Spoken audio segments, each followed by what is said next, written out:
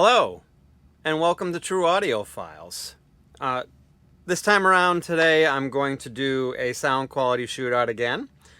Lots of great stuff coming out, so I really needed to try to catch up on all this stuff. But, yep, sound quality shootout today is on Genesis, and The Lamb Lies Down on Broadway. The big reason for this sound quality shootout is because Analogue Productions has come out with a new reissue of it. It is a Atlantic 75th year anniversary version.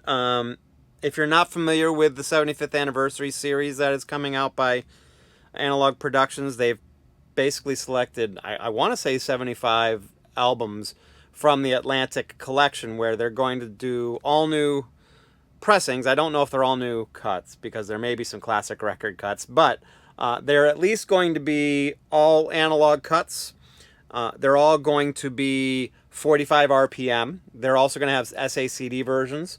And this is one of them. I think this is probably, I think this is the 13th one that's come out already. There's been several other Genesis, some Phil Collins, Bad Company, Charles Mingus, a couple others that have come out.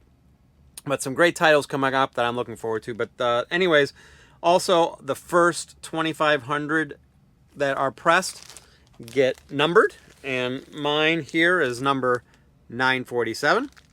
This particular one, because Lamb Lies Down on Broadway, sorry, is a 4-record set, and you can see how thick the spine is, because it originally came out as a double LP. So it's spread out over 4 records instead of 2 on this one. This was cut by Chris Bellman at Bernie Grundman's studio, or whatever it's called. Bernie Grundman's facility, anyways. And again, all analog. And pressed on 180 gram vinyl at Quality Record Pressings. So I am going to put that up against a first pressing, actually. I got this probably 4 or 5 years ago, maybe. It could be a little bit longer than that. But I bought it, and I bought it brand new. Or brand new, when I say brand new, it was actually sealed. And it was a little bit of a crapshoot, because I didn't know if it was going to be a first pressing, but after doing some research, I noticed it was. It has Porky in the dead wax, which I apologize, I don't remember the mastering engineer's full name that goes by Porky on the dead wax, but he's considered by many a great mastering engineer and does a lot of great cuts, and a lot of his cuts are well known and well considered some of the best cuts out there for some stuff. Like one other one in a similar time era as this is Boston's first album. His version of that is considered the best sounding version out there by many. So I basically tested those two out. I know that there is a classic records version, and I've had the ability to grab that one. I actually saw one in the wild, but I have been told by a couple people that it is not one that's worth getting. It's noisy and didn't really sound much better, if any better, than the early pressings out there, so I skipped it. Love to hear your take if you have that one, and especially if you've been able to compare it to any of these ones that I've got here. I would be very interested to know what a UK pressing would sound like, a first UK pressing, and if that sounds any better than the US. But anyway, that's what I've got to go with. So listen to the full Analogue Productions 45 RPM version, and it sounded great, as they usually do.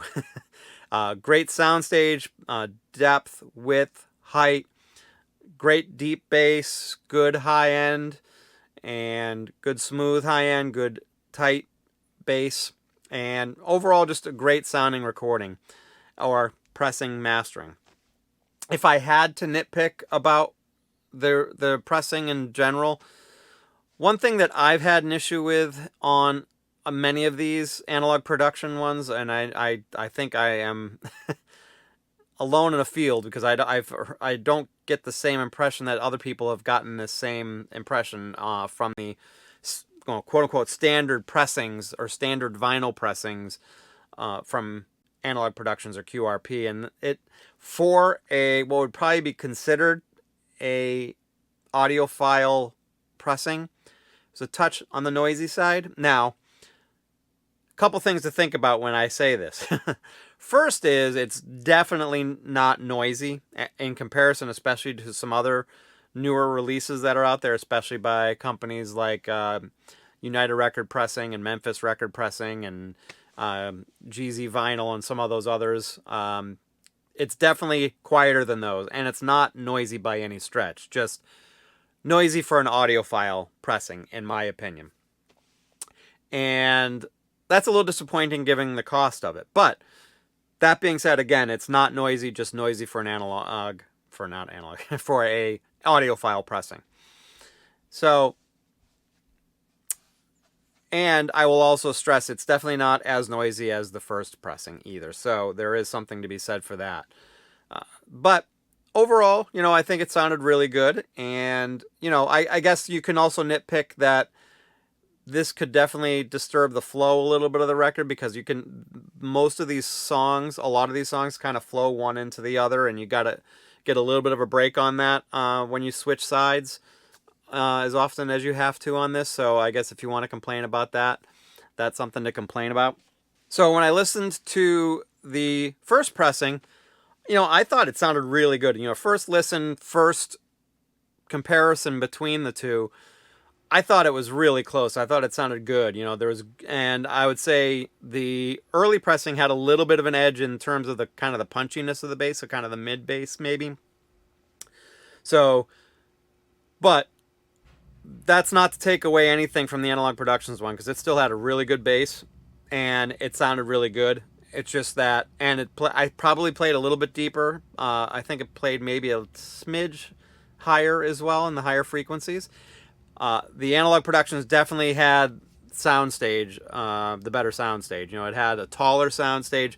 And when I say taller, the one thing that really I picked up on when listening to this was at the beginning of the actual title song of the album, The Lamb Lies Down on Broadway, there's kind of a fly that buzzes around. And it sounds higher up in the recording. Like it sounds like it's kind of going up and above your head and around your head on the Analogue Productions, where it doesn't do it quite as nicely on the early pressing. Still is pretty good, and it does a pretty good job of that, but not quite as well as the Analogue Productions one. So, overall, I would say that it's definitely the better of the two. So anyway, just curious about that. I'd love to hear the UK and see how it compares. Usually what I've found is on these, once you started getting later into the 70s, especially on popular artists, the UK and US pressings became less and less different, but that may not be the case here. I know it was the case, for example, on the Pink Floyd releases, like The Wall and things like that. But anyway, I would love to hear and check out the UK pressing and see if that differs at all from the US, and see if it's better. But anyway, that's kind of what I had to say about this. I would love to hear your take. I would say that